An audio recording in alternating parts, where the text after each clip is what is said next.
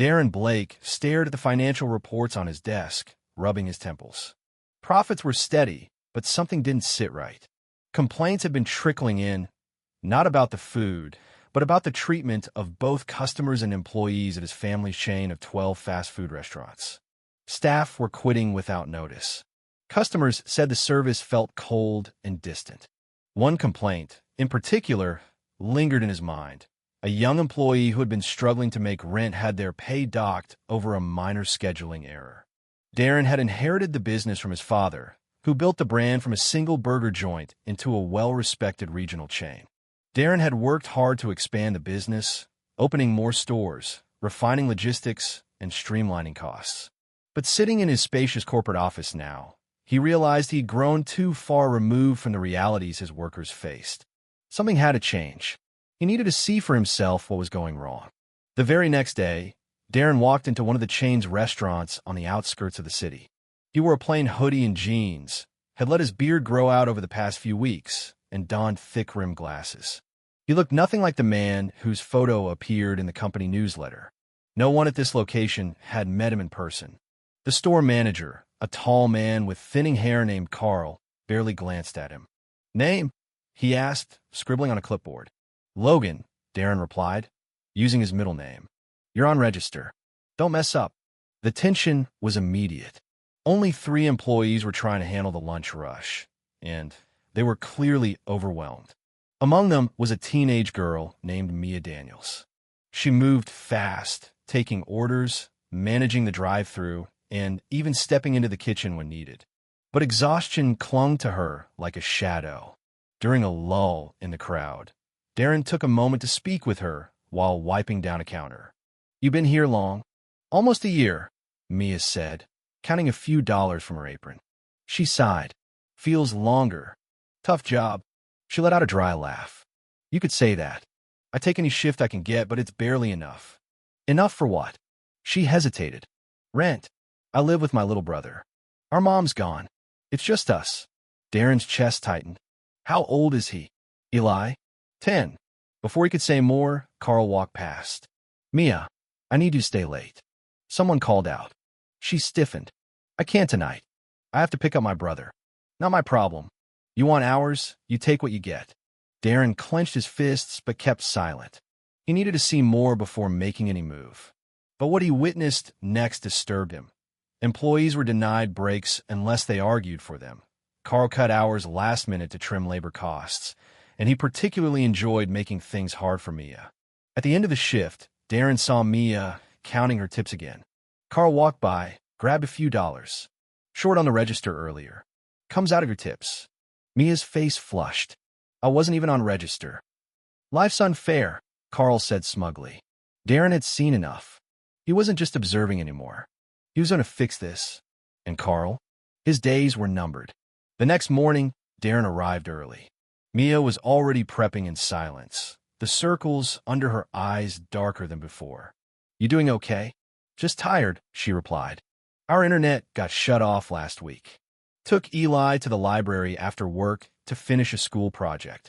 Their conversation was interrupted by Carl, who threw a clipboard on the counter. "Health inspection tomorrow. If it's not spotless, it's coming out of your pay."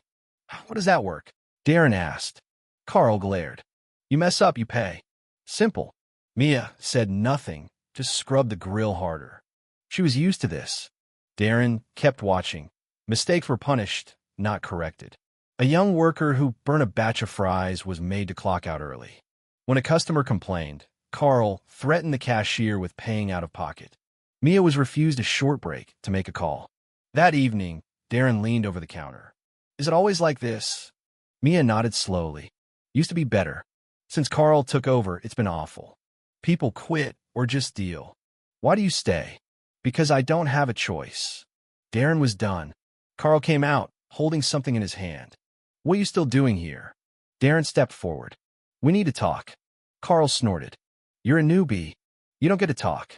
Darren straightened, pulled off his glasses. "I'm Darren Blake." Carl went pale. "You know what's not a joke?" Darren continued. "Stealing from employees. Threatening them. Violating labor laws. You're done." Carl stammered. Darren turned to the team.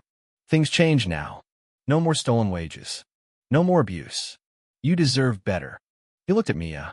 You're the strongest one here. I want you to be assistant manager. Her eyes widened. I've never managed anyone. But you already have, Darren replied. You keep this place running. You solve problems. That's leadership. She hesitated. What about hours? And my brother? Stable schedule. Fair pay. And we'll make sure Eli is looked after. I don't want this to be temporary. It's not, Darren promised. We're auditing every location. Greg was one of many. This stops now. The employees looked at one another. Finally, Mia exhaled. Okay, I'll do it. But only if you mean it. Darren extended his hand. Edo. She shook it, a firm grip despite her exhaustion. Soon after, Dana Wilcox, a regional manager Darren trusted, arrived to oversee changes. Employees were encouraged to speak up. Complaints poured in about broken equipment, unfair scheduling, wage theft. Darren made notes. Every concern was logged. Mia approached him. You didn't have to step in. Most wouldn't. They should, he replied. And from now on, I will. It was the first time he saw her smile. Small, tired, but real. The atmosphere began to shift. Dana identified multiple labor violations. Darren promised reimbursements and structural reforms across the board. You'll get management training, he told Mia. You won't be alone. What about the others? They'll be reimbursed and supported. Why are you doing this? Because this business was meant to help people, not hurt them. Somewhere I forgot that. No more. In the following weeks, sweeping audits were conducted. Several managers were removed. Mia grew into her new role, proving Darren right. Staff who once dreaded work now had a reason to stay. 3 weeks later, Darren returned without disguise. Mia was training a new hire. She nodded at him, steady and confident. Things are better, she said. Not perfect, but better. That's all I wanted, Darren smiled. You really meant it. You didn't let it go back. I meant every word. Why did you do it?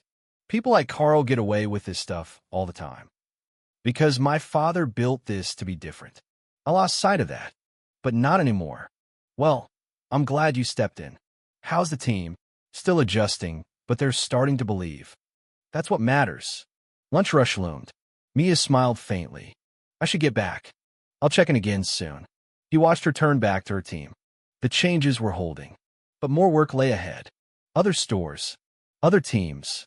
But this one? It was finally on the right path.